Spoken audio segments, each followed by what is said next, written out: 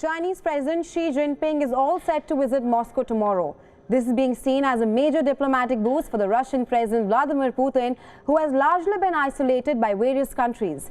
Now, this is also the Chinese president's first visit to Moscow since the Ukraine invasion began almost a year ago. China hopes to act as a mediator in the Ukraine-Russia conflict. It even proposed a 12-point peace plan. But the big question being here is that can China actually be an honest broker for peace? And what exactly is the significance of this visit? To answer all these questions and analyze Xi Jinping's visit to Moscow, we're now being joined by Jean-Pierre Cabestan, Professor of Political Science at the Hong Kong Baptist University. Thank you so much for joining us on Beyond, Professor. My pleasure. I'm going to first start by asking you as to how do you assess the Chinese President Xi Jinping's visit to Moscow and what kind of implications will it have in the ongoing war in Ukraine? I think it's a very important visit, which underscores the importance of Russia for the Chinese government. You may have noticed that after being re-elected president of the People's Republic of China, Xi Jinping has picked up Russia as his first destination for a state visit. He did exactly the same 10 years ago when he was elected for the first time as president of the Republic. So it showed how much this relationship with Russia is important for China and its global role in international affairs. Right, Professor, I was just coming to that the visit also comes in the backdrop of the Chinese President Xi Jinping securing an unprecedented third term. I want to ask you and seek your analysis as to what kind of power does the Chinese President showcase as he will be traveling to Moscow tomorrow? I think his power has never been stronger. He has appointed a new Prime Minister, Li Qiang, who is very close to him. And the whole cabinet is also pretty much constituted of officials who have worked with Xi Jinping himself or who are very obedient to him. Now, in addition to that, the Chinese Communist Party decided to move to the party apparatus a number of sectors of activities which were previously under the purview of the State Council of the Chinese government, including science and technologies, public security, financial affairs. So, and many of those commissions under the Party Central Committee are going to be chaired by Xi Jinping himself. So he will be very much a hands-on president, and we don't know how much leeway the Prime Minister Li Qiang will have in such a new institutional environment. Absolutely, Professor. Beijing is making all these diplomatic moves at the moment.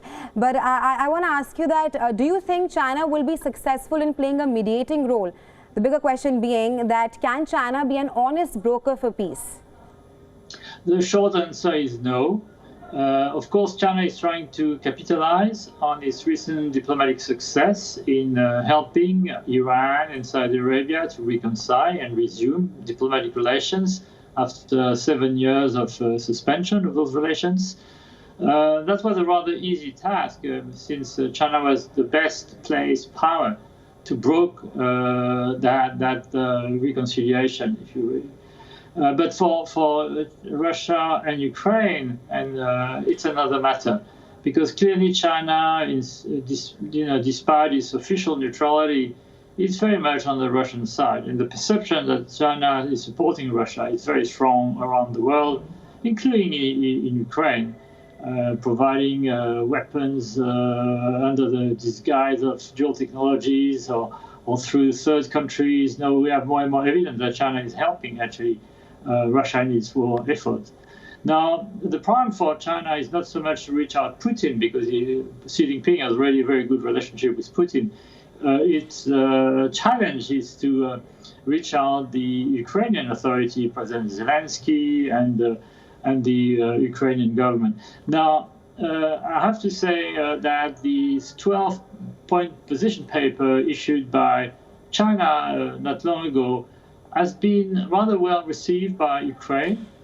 because you see that as a step in the right direction.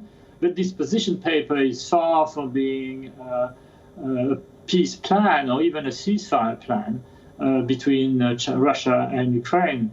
And it's very hard to say that today really both sides are ready to move to the negotiation table instead of continuing to actually concentrate on the battlefield and trying to push the front line in its favor.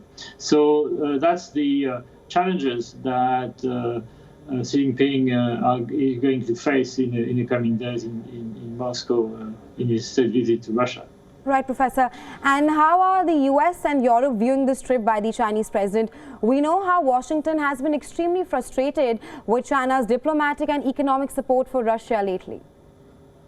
Yes, I mean, the US is pretty negative about any initiatives taken by China. Well, I have to say that Washington actually sort of welcomed the reconciliation or the normalization, so to speak, between Tehran and Riyadh. But to what extent the United States and even the European Union are ready to accept that China has a say on this war, which is located in Europe, very far away from China. And I think what is China's objective and Xi Jinping's objective in going to Moscow tomorrow is to maybe secure a seat at the table, a seat at the negotiation table about the future of Ukraine and Ukraine-Russian relations, to make sure that China, as a great power, will have a say in the final agreement, which will be reached by all sides, in addition to the US, in addition to the European Union and other stakeholders than Turkey. Right, Professor, like you mentioned that China wants to take the front lead while negotiating between Ukraine and Russia. But the bigger question that arises here is that if China is interested to end the war altogether, because there are reports that cite that China may supply Russia with lethal weapons as Moscow faces loses on the battlefield. Yes, I think China is worried about the economic and human impact of this war, and is worried also about likely weakening of Russia as a power after this war. So China wants to make sure that Russia remains a credible power and a sustainable power, because China doesn't have so many partners it can count on. So that's why I think China has a vested interest to end the war as soon as possible. So I think Xi Jinping and Putin are going to talk very candidly about what can be achieved and how far to go in occupying the eastern part of Ukraine, Donbass, and where should the negotiations start in order to put an end to the war, if not yet agreeing upon a peace plan and a peace agreement. I think we're far from it. Right, Professor, we know that the Chinese president will be meeting with the Russian president tomorrow. But do you see any possibility of Xi Jinping holding talks with the Ukrainian president? Well, that's not been announced. What I would mention here is that Wang Yi met the Ukrainian foreign minister on the side of the security conference in Munich not too long ago.